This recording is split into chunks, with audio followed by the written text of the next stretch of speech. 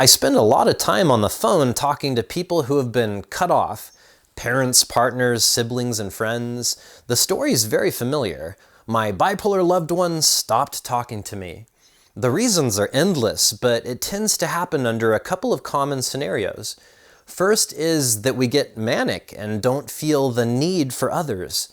Mania can be such a dominating or intoxicating feeling that it leaves little room for anything else. Sometimes I get caught up in my hobbies, jobs, ideas, or just the feeling of mania that I don't prioritize my relationships. It's not intentional, it just happens. It's something I'm working on being more aware of. Then there's a darker side of bipolar. Sometimes I get so depressed that it's painful to make food for myself. If things are that bad, I'm not typically texting Johnny and Susie to see how they're doing. I'm in bed pounding some chocolate and watching crime shows. I tend to isolate when I'm not well. And then sometimes we just have a falling out with the people we love. Like I said, the reasons are endless. Bipolar just acts as a giant amplifier for whatever is going on in our lives. Today I have a tip for family and friends. If you've lost contact with someone who has bipolar disorder, I have a creative and non-intrusive way you might be able to get some insight into the emotional state of your loved one.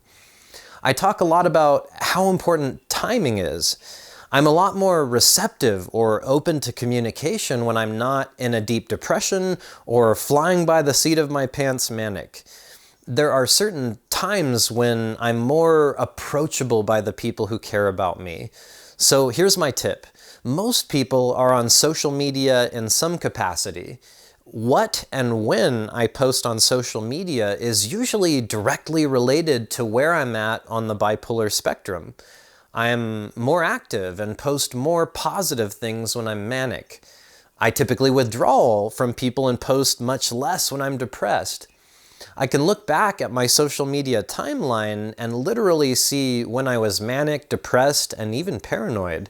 It's almost like a form of mood chart that can give a lot of insight into my mood. The time of day that I post is also important. When I'm on the manic side, I tend to post later at night or sometimes into the early hours of the morning. The context of what I post can also be telling. Now, this isn't some exact science or generalization that all people with bipolar disorder are going to follow the same patterns I do. I'm just sharing an observation I made about myself in hopes that it's relatable and helpful to someone else out there. I mentioned timing and when I'm most approachable. If someone messages me when I'm depressed, I might get overwhelmed or just not have the capacity to respond back. If I'm having a mixed episode, I might misdirect my feelings towards a loved one, and I'm working hard on not doing that. On the flip side, if I'm hypomanic, I might have so many thoughts going on that I just don't get back to people. The best time to reach me is when I'm somewhere in the middle. This is usually when I come up for air. I might not post for quite some time due to depression and then resume posting more regularly. For me, the best time to say hello is when I'm right in the middle. Picture a hibernating bear. You don't want to poke it with a stick when it's hibernating or when it's super busy catching food. You want to wait until it's somewhere in the middle, just hanging out. It just increases the chances that the person you care about will respond, and respond in a favorable way. By the way, and I shouldn't have to say this, but please don't go poking any bears with sticks. It's just an analogy.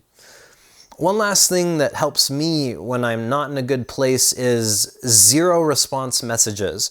When my mom hasn't heard from me in a while, she'll send a funny pic and a short message saying, "No need to respond back, I love you." It's so simple, non-intrusive, and it takes away the pressure to explain how or why I feel so shitty. I might not always respond back, but the message of love got through. The last thing I'll say before I bid you adieu is to not ever be afraid to intervene if you feel your loved one is in danger. Sometimes there's no good timing here. You have to do what you have to do. For example, it would be extremely unusual for me to post anything related to suicide, or for me to not respond to multiple people asking if I'm okay. Listen to that gut feeling if you think something is very wrong. You could save a life. As always, thank you for hanging out with me. I hope you all have a peaceful week, and don't be afraid to reach out to me. There's a link in the video description where I can be contacted directly. Stay well.